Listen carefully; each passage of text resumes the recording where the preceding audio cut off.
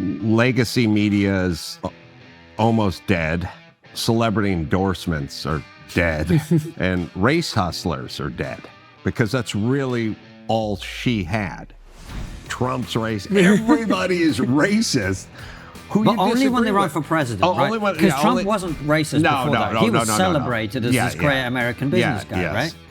By the way, with them, everything is projection. But they can't wrap their mind around it because they're racist, and every group should just vote with every group, which is a racist thought.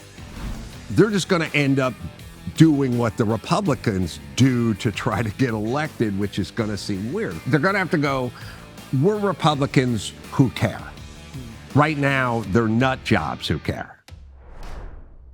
Adam, welcome back to the show. Thanks for having me back. Oh, it's great to have you. You're one of our favorite guests. We always look you up when we're in LA.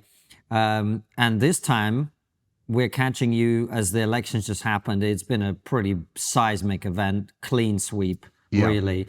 What do you make of it all? Well, my thought of it is legacy media is almost dead. Celebrity endorsements are dead. And race hustlers are dead. Because that's really all she had.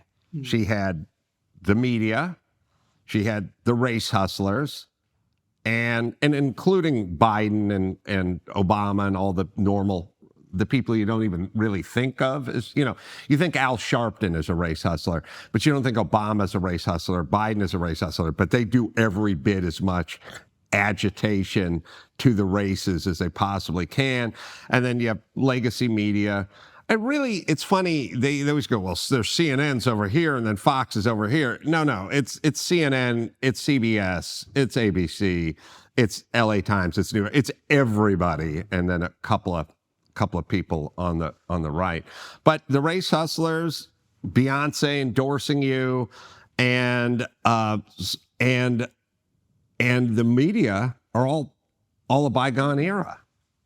It's so interesting, isn't it? Because at one point, if the media said something, like in the UK, if the Sun endorsed a political candidate for the election, everybody would be like, oh, this massive tabloid endorsed them. That's it. They're going to win. Now, it almost feels like if the media endorses you, you're not going to win. You know what I mean? Yeah, it becomes a thing where it's like if you see way too many commercials for prop whatever, it just means they have billions of dollars and maybe you shouldn't vote yes on that thing because you've seen way too many commercials for it. Or maybe it's even like a burger franchise. Like you want to find that sandwich shop that's the hole in the wall mom and the pop, not the Subway. Too much, too big, Too corporate. Yeah, too corporate. Maybe that is the era we're living in. That's really interesting. And one of the things, I don't know if you felt this way, but we watched the election coverage on ABC, and actually it was very balanced, the actual night of the election. But before the election, the media, I thought they literally picked up what little they had of their credibility and just threw it straight in the bin. Because it was like all this stuff about how he wanted to shoot Liz Cheney and all, like they went full hoax. Did you know, did you see that? Yeah, and it sort of mystifies me when people willfully misinterpret actions or words. Willfully. You know what I mean? It's one thing to have a misunderstanding, but it's another thing to force a misunderstanding on something that was so clearly not that. And for then a news agency to do it is sort of next level because they're here to sort that stuff out, allegedly, not misinterpret things. When I watched Trump with Sean Hannity in real time doing his little town hall thing where Hannity did this thing where he went, now tell everyone you're not going to be a dictator. Trump does have a weird Tourette syndrome where, like you said, just say you're not a pedophile. Like if you told him to say, you can't tell him to say something. He says no. So of course, Hannity's going, just tell him you're not going to be a dictator. And he's like, oh, wait a second now. And then he's got to go into Trump mode. And he goes, I am going to be a dictator one day, just day one. And I'm going to drill and I'm going to close the border. And then that's it. I'll go back to whatever. And it's clearly a joke. And the ladies on The View or the New York Times or ABC or whomever, who Tim Walz, Kamala Harris, they understand. It's on tape. You can hear him say it. He's joking. You know what I mean? I mean, it's tantamount to you going, to your kid, yeah, little rascal, come back here with my hat. I'll kill you if I catch up to you. And then so he said he was going to kill his son. He said it. Like, are you willfully fooling yourself and your audience, although you're not fooled? People are not going to put up with that for an extended period of time. They'll do it for a period of time, but every single thing that they leveled is on tape. It's easily understood, the Liz Cheney thing. It's all there, and they knew it. And so now they're starting to drift into liar at this point, and I think people caught on. And it's, you know what it kind of reminds me of? You know when you see like footage of monkeys taking part in an experiment and they hit the button and then they get a grape. And then after 5 hits of the button, they no longer get the grape and they can't understand and they keep hitting the button. That to me is the mainstream media. They had this tactic. It worked for a while. It no longer works, but they keep doing it. And you're thinking to yourself, do you not understand what you're doing? All you're doing is destroying your credibility, your reputation, and you're just accelerating your own demise. But they don't seem to care almost, which is the interesting part, isn't it? Yeah, I feel that way about calling everyone you disagree with a racist. It's like you cannot possibly, Mitt Romney can't be racist, Trump's racist. Everybody is racist. But only when they run for president, right? Because Trump wasn't racist before that. He was celebrated as this great American business guy, right? I've always said there's never been a better time to be an actual racist. Because you just get lumped in with me and Trump and you guys and Dave Rubin and Dennis Prager. You just get lumped in with all these luminaries. Yeah, and it's so interesting because I was in two minds about this election. I didn't know who was going to win. I kind of, be honest with you, because we're in such a bubble, I had an inkling that it might be Kamala. And I was saying to Konstantin, I think it might be Kamala. Maybe we're just in a bubble.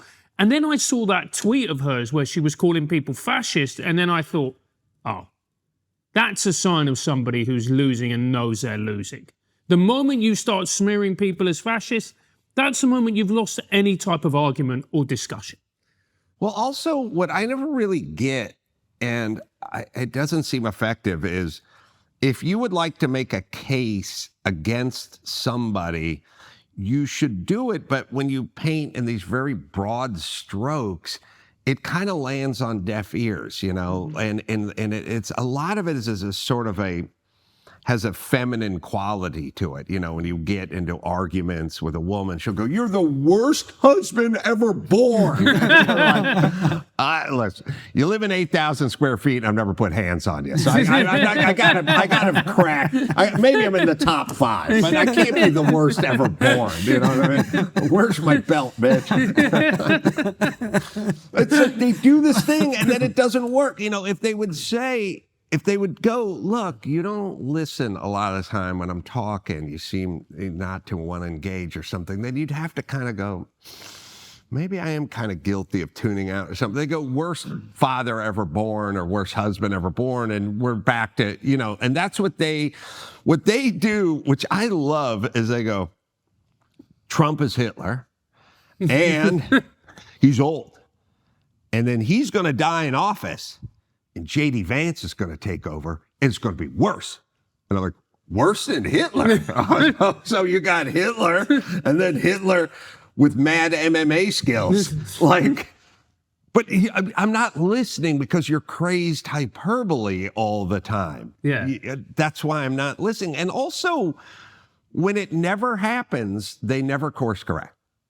They just, whatever, Trump's going to be in there. There's not going to be an internment camps. There's no Hitlerian behavior. There's no turning the military on everyone who didn't vote for him. But yet they'll never course correct. They'll just go right back to it. Yeah, and you just even scratch, not even the surface, but just the light dusting of a layer. And you're like, well, so Trump's Hitler with an Orthodox Jewish daughter who converted. Trump and J.D. Vance is even worse than Hitler with an Indian wife. Right. Oh, no, there is. You can't do any of that stuff where you try to kind of re-engineer stuff and go, how could I be X, Y, and Z? I'm married to an X, Y, and Z, or my children converted to whatever. None of that works. I mean, when they start digging in and going down a road, that's it. You know, you could be Jewish and they would call you a Nazi. It doesn't really matter once they start going down that road. Yeah. Well, you've been watching this whole back and forth in American politics for a while now.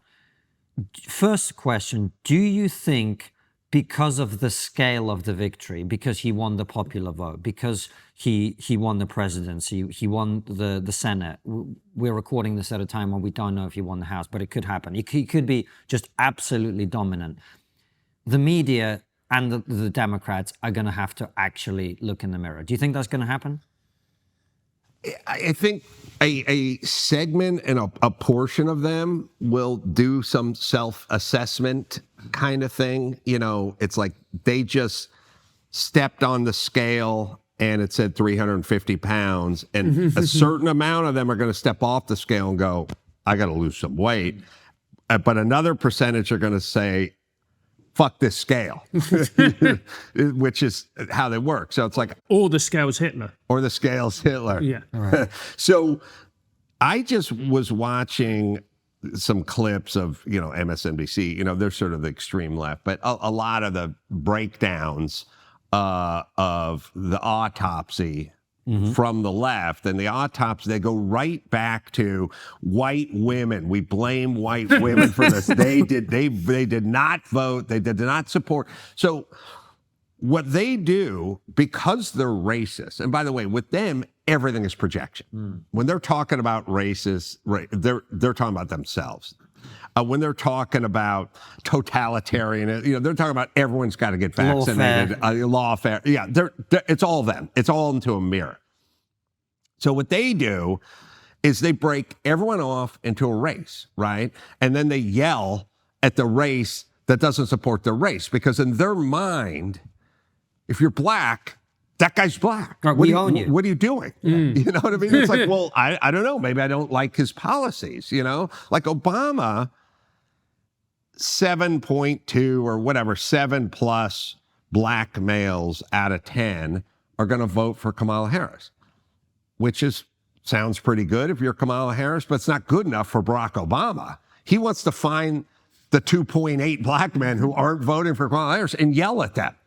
And it's like, well, maybe they own a small business and maybe they have different interests or priorities than you. But this whole thing is, there's this unqualified, mostly Indian woman over here who you black guys need to vote for because she's black or half black or something. That's enough.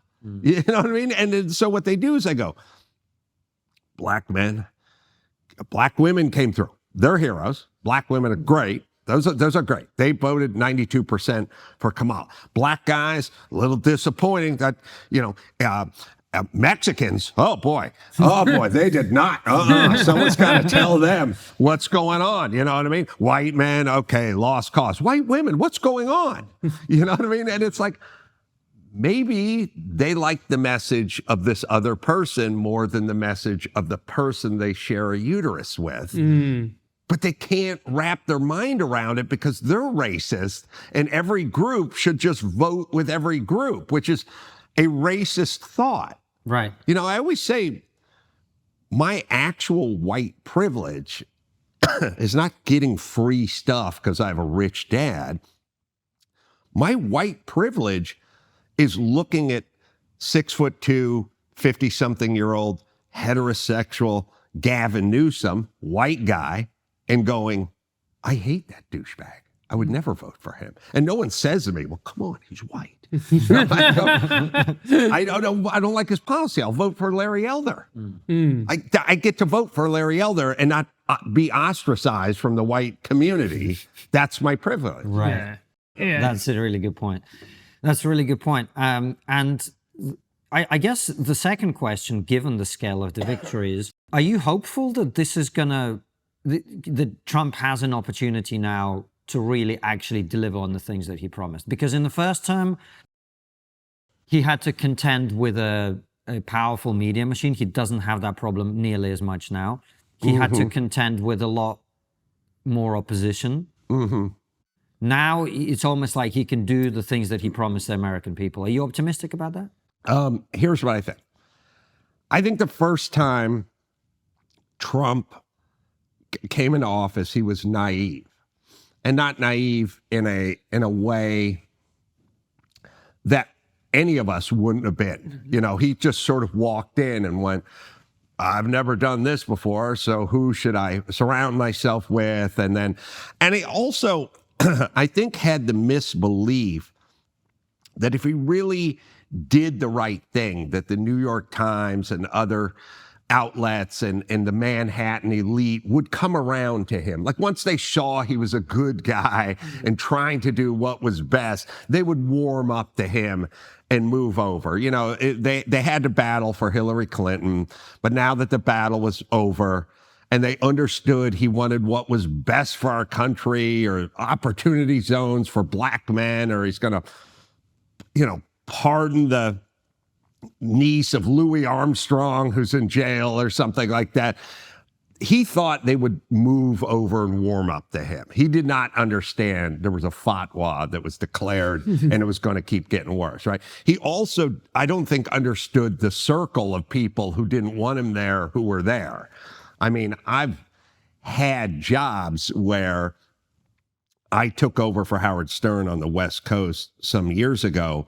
I didn't know the general manager and people at the radio station didn't want me there. And it's a weird thing, but it's sort of like your wife poisoning you slowly with in your cereal every morning. You're like, these oats taste weird. That's just how you like them. You know, and you're like, God, I feel so sluggish, you know? And so I don't think he knew the game. And he also didn't know they were from within sabotaging him. I don't think he knew the scope and the scale of sort of the swamp and the deep state.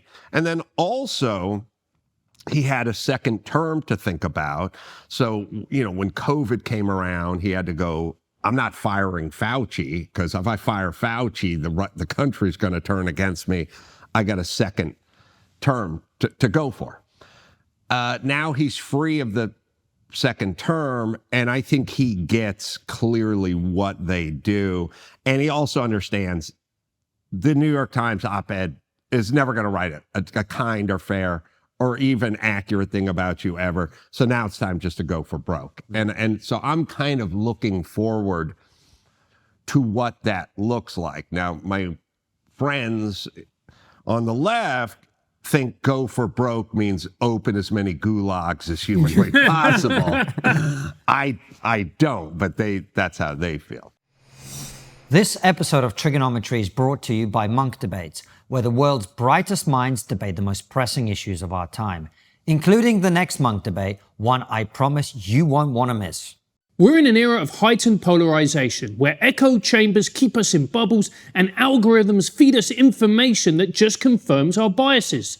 Munk Debates challenges those biases by presenting both sides of critical topics, giving you the chance to form your own opinions. This December 9th, American politician and health campaigner Robert F. Kennedy Jr. will join a panel of influential voices to debate the motion, "Don't fear another Trump term." They'll explore the arguments for and against a second Trump presidency, bringing fresh perspectives to a highly charged issue. To find out how to become a member and watch the debate live, go to www.monkdebates.com.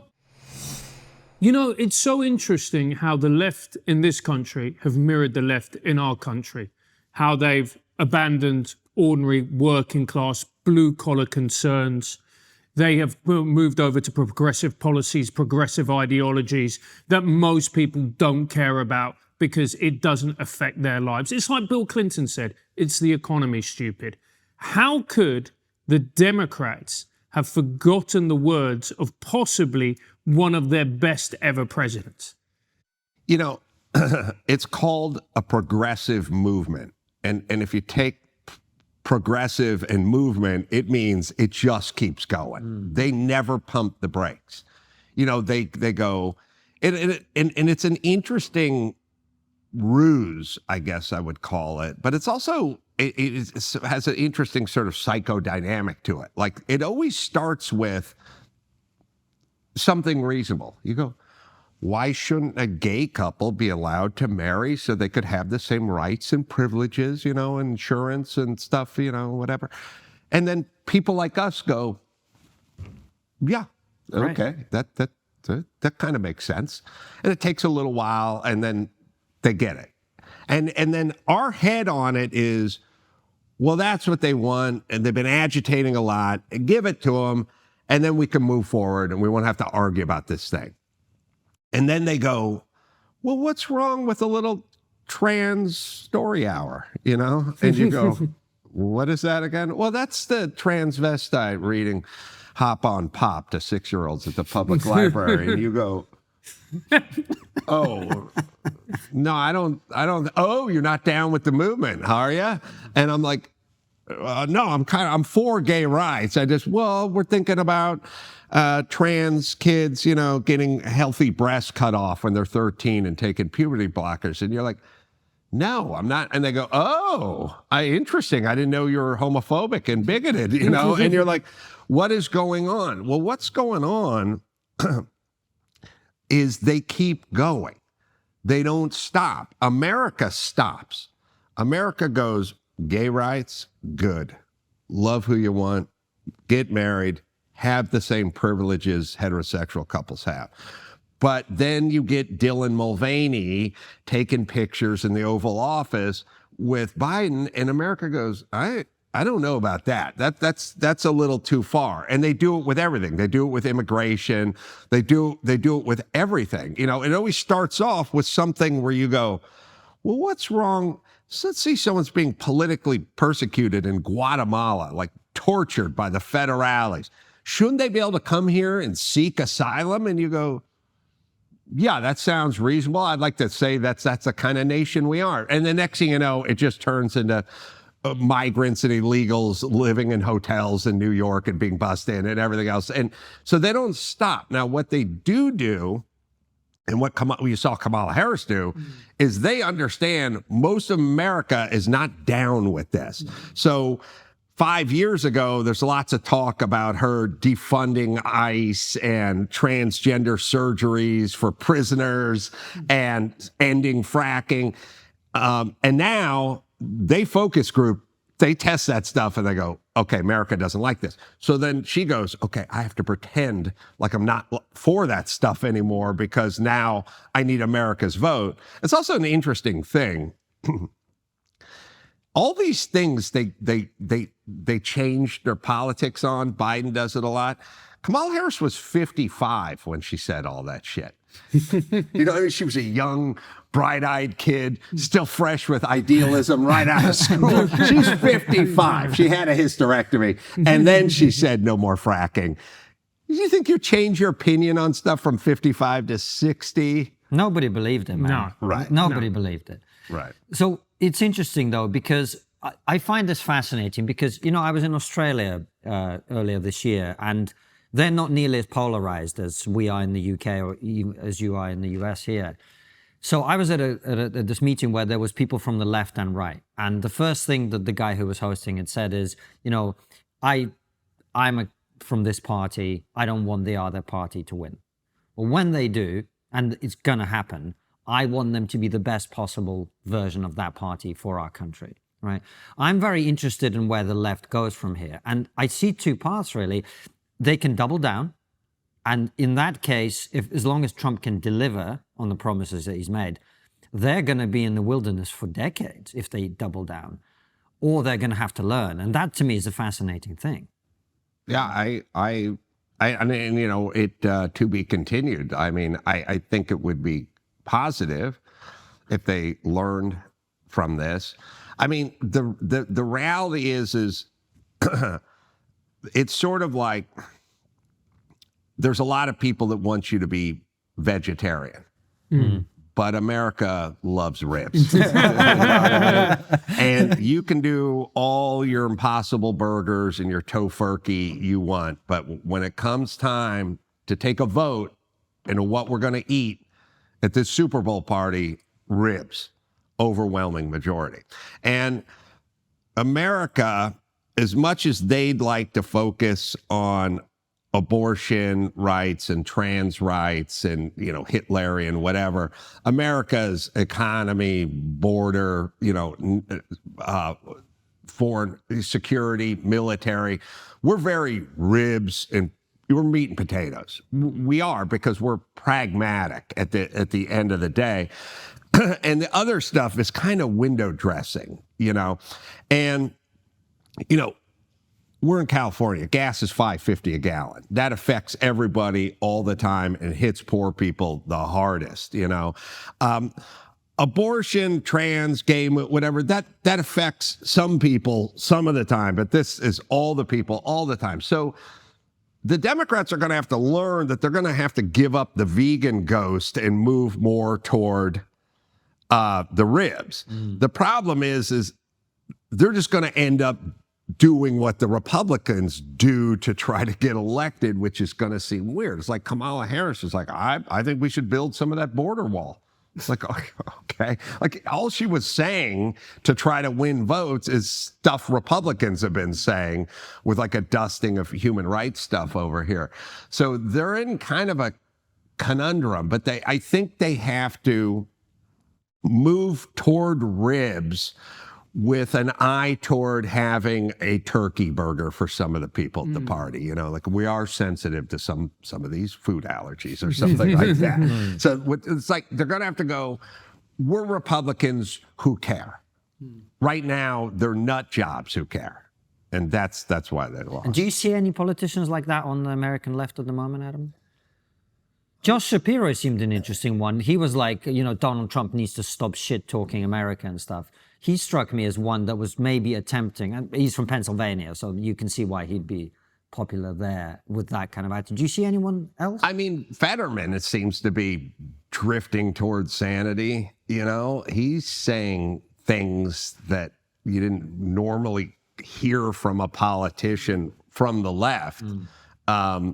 So I think there is a kind of a Fetterman-esque, you know, leaning for some of these people. I mean, it's hard to tell because they're so transactional, you know, like you got some guy, he's a Democrat and he's talking about fracking and he's from Pennsylvania. You know, it's like, all right, he's trying to get votes. You know, I don't know if he really believes it. I mean, I think part of the problem with the left too is you have to be so lockstep with them on everything that there's really, you cannot deviate from the path. And some of their stuff is nutty and hard to go along with if you're sort of rational and sensible and reasonable. But I think a lot of people on the left had to go with it.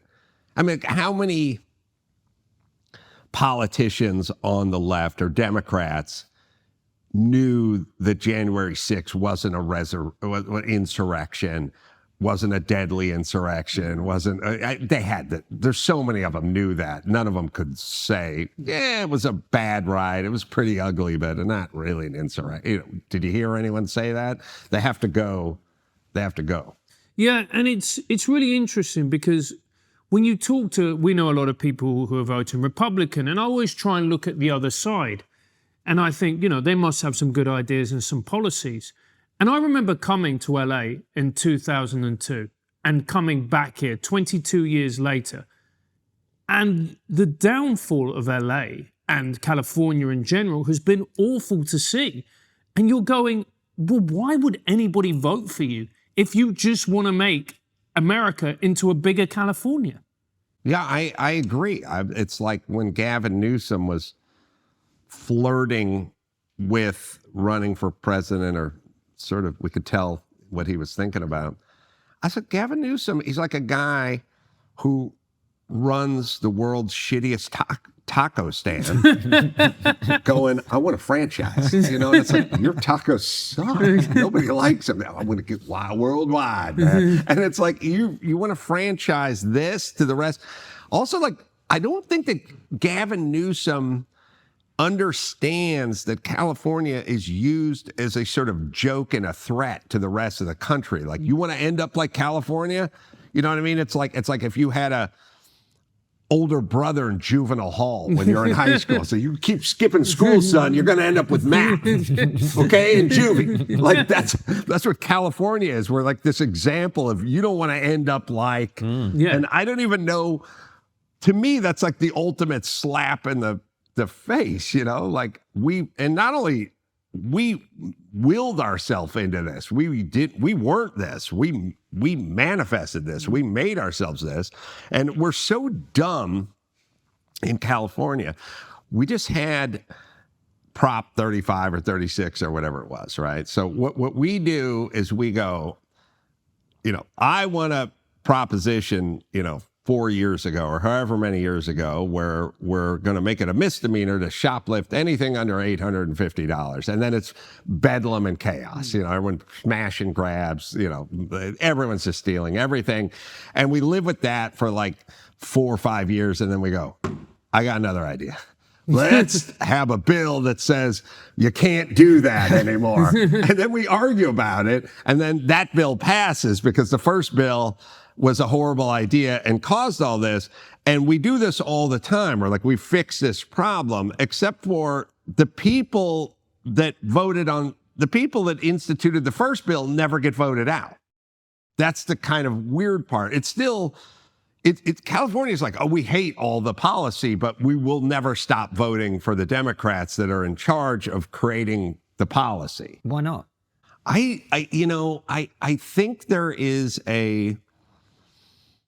an allegiance in the Democratic Party that runs deeper, I think, than the Republicans. I think by nature, Republicans are a little more pragmatic, and in the sense that if Black women vote overwhelmingly for Democrats. They've been doing this for 60 years. They've got nothing. They've got nothing in return. Now, what they get every year is I see you and you're going to have a seat at the table and, I care about everybody and I'm going to blah, blah, blah, blah, blah. It never happens. They had a 2-term Black president. They've had it all. It never works. It doesn't work in their town. It doesn't. They go, we need a Black mayor and a Black fire chief and a Black DA and a Black, and it doesn't. It never works. But they do it. I mean, 92% or something, that block, Now, pragmatic people, after about 50 years of nothing working, would go, you know what? I'm thinking about a different direction. Call me crazy, And Democrats, if I don't even consider myself a conservative, but just as a sort of a pragmatic person, if the guy I voted for started doing a bunch of stuff that didn't work and I didn't agree with, I would vote for somebody else pretty quickly. They also, once you subscribe to this Hitlerian stuff, well, then you have to vote for that person because in LA, we had Gavin Newsom running against Larry Elder. Now, the LA Times called Larry Elder the blackface of white supremacy. So if you said one guy is a white supremacist or Hitlerian or in the Klan, that guy doesn't want to raise the price of a parking ticket by $10, but the other guy who's not in the Klan and not Hitler does. I would then, if I believe that, I would go, well, I don't want to raise the price of a parking ticket, but also I don't want to be led by Klansmen, so I will vote for this other guy. So what they do is they go, look, it's a shit show and nothing works and we're broke and homeless and it's a dumpster fire here. But our guy loves people. And the other guy who says he's going to fix all this stuff is a racist. So who would you vote for? I keep thinking, it sounds comedic, but it just is true. Yeah. It's just true. Right. My mom, before she died, said a couple of years ago, she just goes, the recall or whatever, and she just goes, I know who Gavin Newsom. I know Gavin Newsom. I don't know this Larry Elder. Like, I know how I'm going to vote. I know there's a homeless encampment on the roof of my house, but this guy cares, and the other guy could be mean. And so I'm voting for the guy who cares. The hack definition of insanity is doing the same thing again and again and expecting different results. Right. I guess my question to you is just, is everyone in California mental?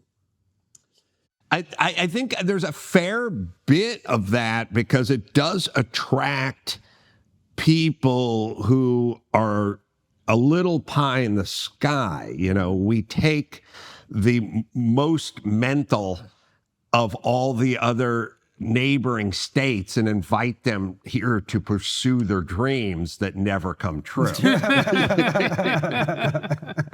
There's also an interesting phenomenon that I've sort of observed, which is people who were born and raised in Los Angeles and California aren't nearly as nutty as the ones who come here and do their impersonations of someone who lived in Hollywood or LA. So as an example, I realized that the guys and kind of contemporary guys, Mark Garagos, attorney, dear friend, lives, born and bred here. La Cunana, Pasadena, whatever. Dr. Drew, dear friend, born and bred, California. Adam Carolla, born and bred here. No tattoos, no earrings, no crazy thoughts. Not ramming a Japanese whaler, out on the coast. Like Mark and Drew and me are like three of the most, dare I say, normal guys out there.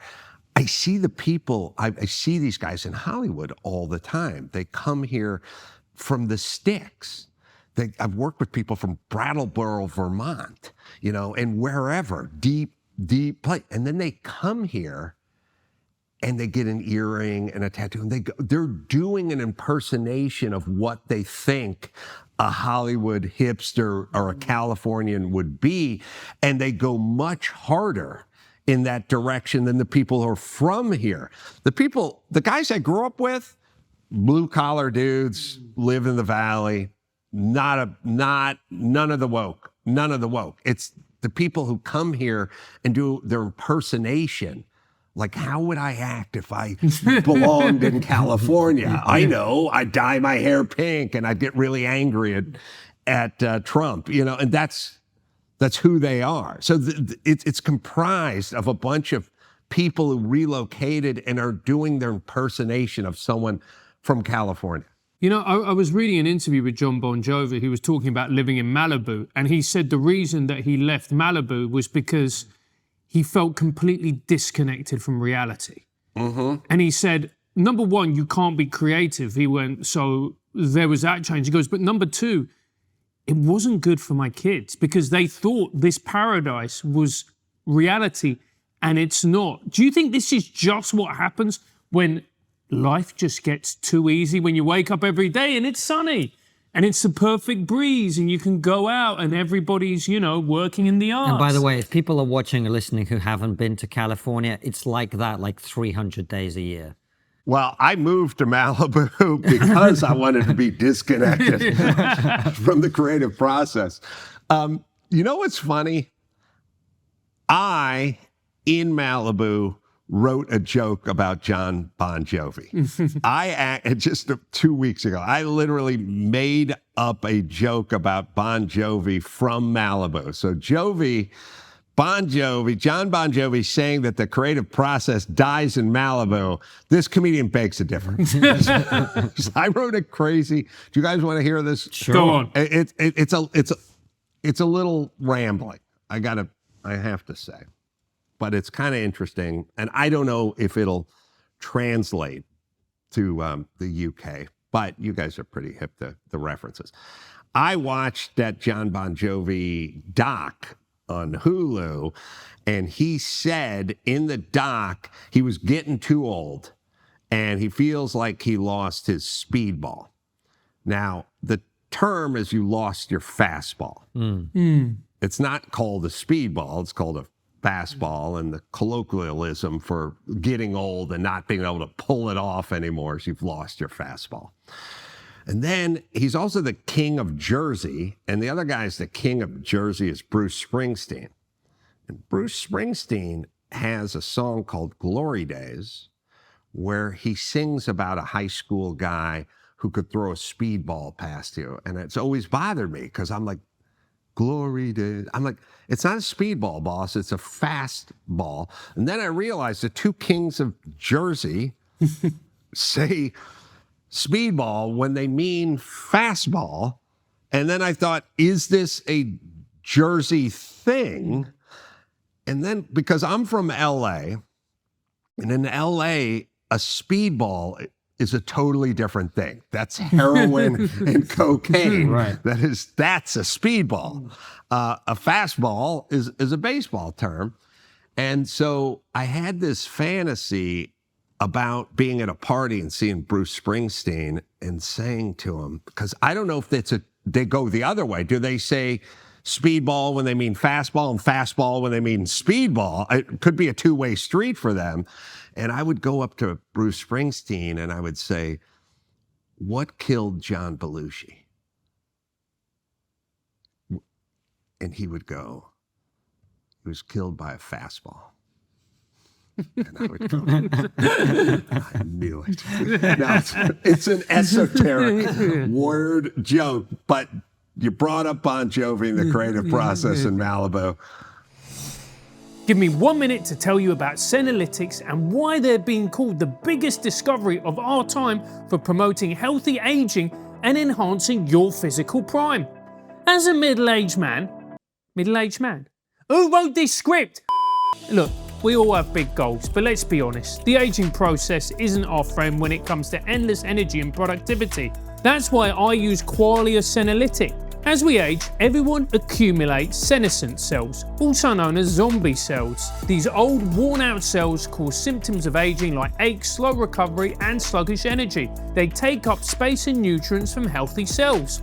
Much like pruning dead leaves off a plant, Qualia Senolytic removes these senescent cells, allowing healthy cells to thrive, and you only need to take it 2 days a month. The formula is non-GMO, vegan, gluten-free, and designed to maximize the combined effects of its ingredients. Plus, it comes with a 100-day money-back guarantee. Since I've started using Qualia Senolytic, I felt more energetic, more productive, and my girlfriend tells me I'm now somewhat mostly bearable. Just a little joke, don't have a girlfriend.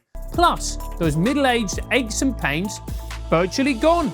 Resist aging at the cellular level and try Qualia Senolytic. Go to qualialife.com/trig for up to 50% off and use code TRIGGER at checkout for an additional 15% off. It's also available at select GNC locations near you. That's QUALIA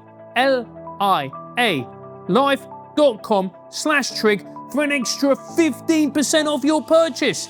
Thanks to Qualia for sponsoring today's episode. I mean, it's absolutely fair. I mean, touching on celebrities, the amount of celebrities that came out for Kamala, and we talk about celebrities being dead, and we kind of glossed over it. But this is America. This is California. Your celebrities are the royal family. You know, Bruce Springsteen coming out for Kamala, Beyonce coming out for Kamala. Why is it we've stopped believing in celebrities? I think they used to have an air of mystery, and with that came dignity. And so when I was growing up, I mean, not growing up, but a younger version of me thought Robert De Niro must be a genius, because he never did interviews. You didn't hear anything he had to say. He just had this gift of this ability of acting. And you would go, that guy's a genius. That guy's a genius. He didn't talk. I never heard him give his opinion on anything. I just saw his product. I was like, that guy's a genius. And it was sort of the same with Bruce Springsteen. Did I tell you my Jovi joke with Bruce? Very good impersonation of Joe Biden. Well done. Thank you. He didn't say much. He just performed. And everyone would go, that guy's a genius. That guy's a genius. Well, then these guys started talking, and you went, oh, Robert De Niro's a douchebag, not a genius. Now, he destroyed his legacy because he should have never grabbed a microphone and started dropping F-bombs and going on The View, because then he went from Robert De Niro sort of mystery genius to Robert De Niro dumb douchebag. And I think many celebrities did that to themselves. Yeah. It's such a great point, Adam. It's such a great point. I think it's one of the reasons Denzel Washington is so universally respected, because he doesn't get involved in this stuff. We still think of him as a genius, right? Right. Well, the guys who kind of go, well, first off, many of them sound unhinged and unreasonable. You know what I mean? So when you see the celebs, Mark Ruffalo or those kind of guys, get up there and start screaming about him wanting to lock everybody up and, put strychnine in baby formula and, fly his Trump plane into the Eiffel Tower this time, you just go, oh, shut up. Like, you don't know what you're talking about. You sound like an idiot now. And the Hollywood community sort of did that to themselves, but there was also a turn in that we used to listen to elites, and now we don't trust elites. That's why everyone is vying to not be elite. You take Kamala Harris, spent her many formative years in Montreal going to a private, elite private school, right? Parents both professors at Berkeley. Like, it doesn't get much more elite than both your parents were professors at Berkeley. What's she? She's Jenny from the block, grew up in Oakland, worked at McDonald's. Middle class, right? Well, a lot of talk about middle class, McDonald's, grew up in Oakland. And, well, it's true that she spent a lot of time in Oakland, but she spent a lot of time in Canada going to like an elite prep school, which you would never know because she'll never say it. And also, the news is never going to say it. Now, you just take something like McDonald's. I worked at McDonald's. I never bragged that I worked at McDonald's from the time I worked at McDonald's till 10 minutes ago, because it did not get you any currency. Saying I worked at McDonald's was just saying I was poor and I was stupid. And my parents were poor and they were stupid too. And so I ended up working behind the grill at McDonald's. People bragging they worked at McDonald's. I mean, she's literally lying to say I worked. You used to lie and say you didn't work at McDonald's. You know what I mean? Like, if I was at a party when I was 28 and trying to pick up a girl, and my friend came up and went, he used to work at McDonald's. I go, shut up. You know what you're talking. This guy's drunk. So this is, we don't like elites anymore. Celebrities, the other thing is celebrities don't know what they sound like because they're so high on their own supply and they're in such a bubble that they don't realize that, look, that sounds gross or weird or you're insulting half the country or whatever it is. They don't care. Well, right. They're surrounded by people who tell them they're the best and laugh at all their shit jokes and all of that, right? We don't have that. No, thankfully not yet. We're getting there. We're working on it. But the other thing is, as well, is, I think we have seen quite a lot of discrediting things come out of this town. Oh, for sure, yeah. Whether it's Me Too and Harvey Weinstein, whether it's, the P. Diddy parties, you're kind of looking at that going, I'm not sure you're really that elite. Yeah, and there's definitely, it's not only the Harvey Weinstein situation or the P. Diddy situation just sort of in a bubble. It's being lectured by these people over and over and over again about our morality and how not to, it's being called a misogynist. It's Hillary Clinton and whatever celebrity calling me a misogynist and then hanging out with Harvey Weinstein at all the big black tie fundraisers, right? It's the hypocrisy of it. It's not just them engaging in the behavior. It's them saying we're immoral. Because that's the way we are as human beings. If you say, I caught this guy and I opened the door and he was in the bedroom and he was having sex with another guy, we'd go like, well, okay. But if that guy was a priest who preached you went to hell if you lay down with a man and you should lay down with a dog, if you walked in a room and saw that guy, you'd have much different opinions, right? And that's what Hollywood does. They lecture us constantly.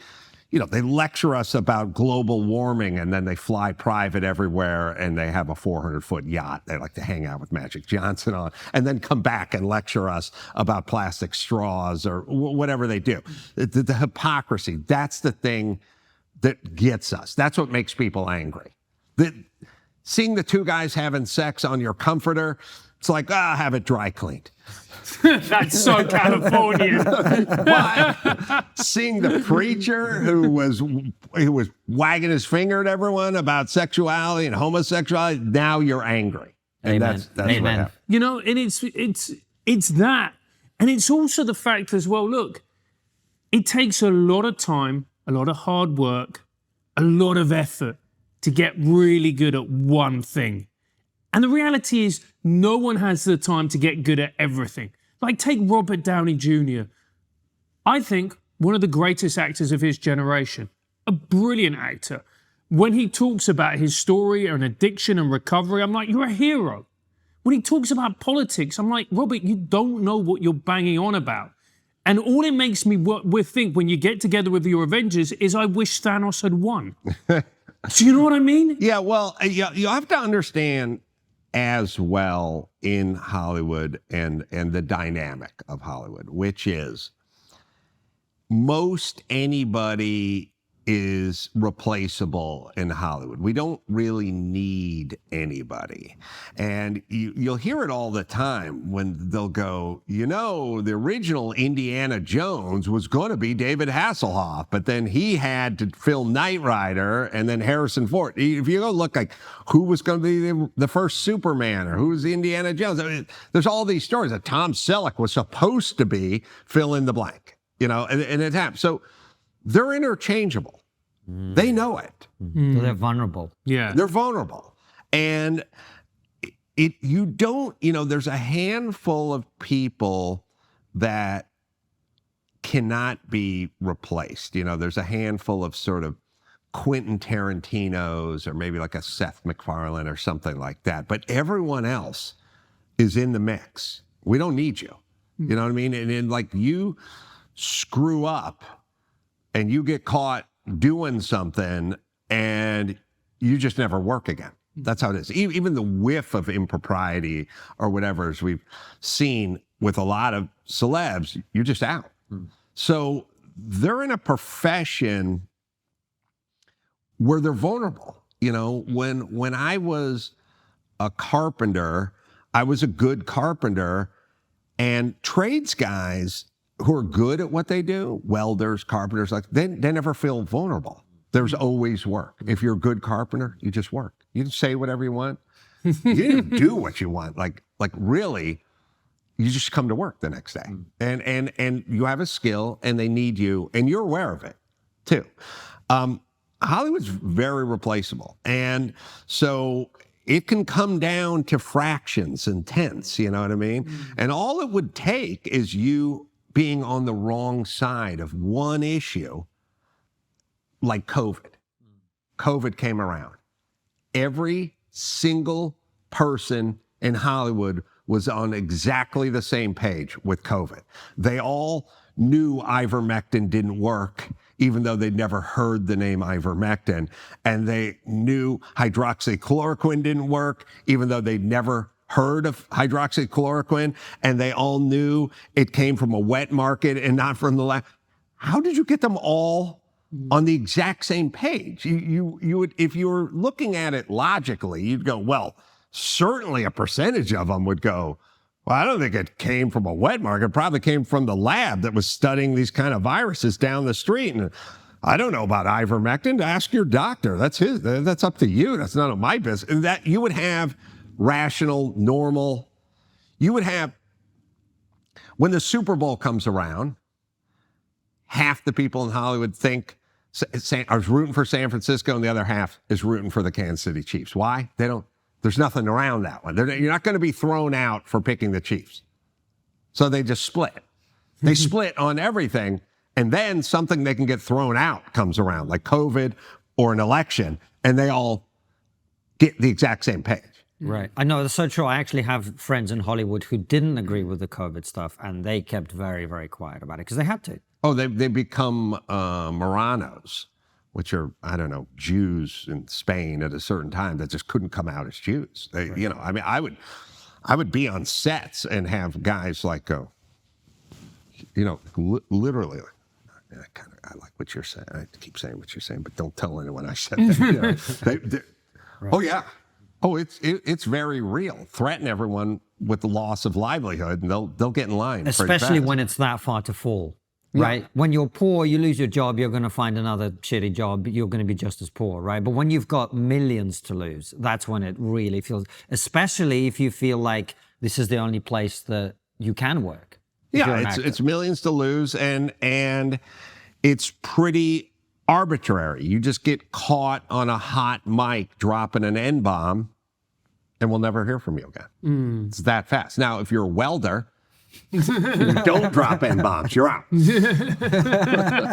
But you know, it's so interesting because the more that they've gone down this path, the more politicized they've become, the more progressive their talking points have been, and the more woke or progressive their movies are, the more and more people just think, I don't care. I'm not going to watch it. I'm not going to consume the content. And the more you just see it just spiral downwards. Yeah, well, what they did is they damaged their own franchise by the wokeness thing, which they can't stop doing. But for instance, the biggest event we have in this country is really the Super Bowl every year. And everyone gathers and stops what they're doing to watch the Super Bowl. And the reason they do that is it's a pure meritocracy. There may be 2 black quarterbacks starting in the Super Bowl. They could have 2 black coaches. The defense on the Ravens could be 11 black guys. That's the amount number we have in American football. So it is all, and no one ever questions any of it. It's pure meritocracy, and we love it. The Oscars used to be the Super Bowl, but we stopped caring. And the reason we stopped caring is because they started mandating that at least, you know, X amount of minority and disability films be nominated. And then we started seeing, you know, what would happen is you'd go, what film won best film this year? Moonlight. Oh, what was that about? Well, this black guy was gay. And then you go, okay. Yeah, okay. I get it. And it doesn't mean it wasn't the best film. It really, what they did to themselves is when they started doing this DEI shit and all this other stuff, it became like you'd see like a young black man walking through the quad at Harvard, and people go like, is he really here because he's that smart, or did they just pull him in here because they needed? he may belong, and he may have had the highest SAT scores in the land. He might have been Thomas Sowell or Larry Elder. Thomas Sowell or the new blackface of white supremacy, Larry Elder. He may be, but you brought questions. Yeah. You made us question this thing. And when you make us question, we lose interest fast. And they took their franchises and they grafted all this stuff onto it. And now, literally, I was with my son, who at the time was probably 15 or 16, and he loves films. And we were sitting around one night in our home theater, middle class. I used to work I worked at McDonald's. And we're sitting in our home theater, and we're just scanning through movies to see new movies I haven't heard of. And we come across this one, it's like a thriller horror movie, and it's literally like 97% on Rotten Tomatoes. And I was like, well, I've never heard of this film. And we both look at each other, 97%? That sounds pretty damn good for a thriller.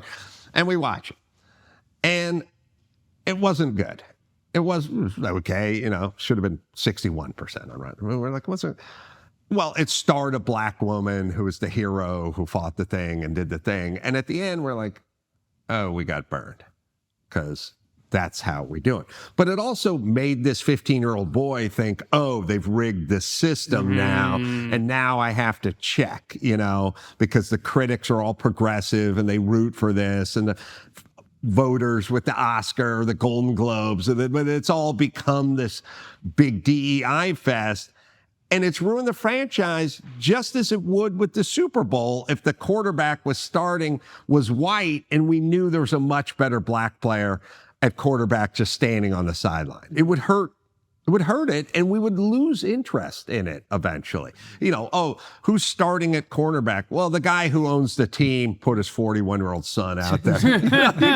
I'm not watching this. You know what I mean? It would ruin it. Yeah, it so would. And then when you think about, to take the example of Denzel Washington, you remember when a Denzel film came out? I remember when Inside Man came out into the cinemas. Me and my mates were so excited that the new Denzel movie was coming out. It was going to be a heist movie, even better. And I saw that there was a young black British actor called Chiwetel Ejiofor, who's a magnificent actor, by the way. I've seen him in theatre. I've seen him in films. I got really excited. I was like, oh, who's this new guy? I don't feel that way anymore. Right. And that's sad. That's genuinely sad, because we now question everything and we don't believe anything. So when people come through who have got this luminescent talent, we don't give them the props that we should do. Agreed. We're back to the black kid at Harvard. Could be a genius, but we've decided he's only there because of the color of his skin, and that's sad. Yeah, what they've done is they've diluted the currency. Right? Yes. The coin was supposed to be pure gold, and now it's 50% crap. Yeah. And now we don't trust the coin anymore. Or maybe chocolate. And American chocolate is shit.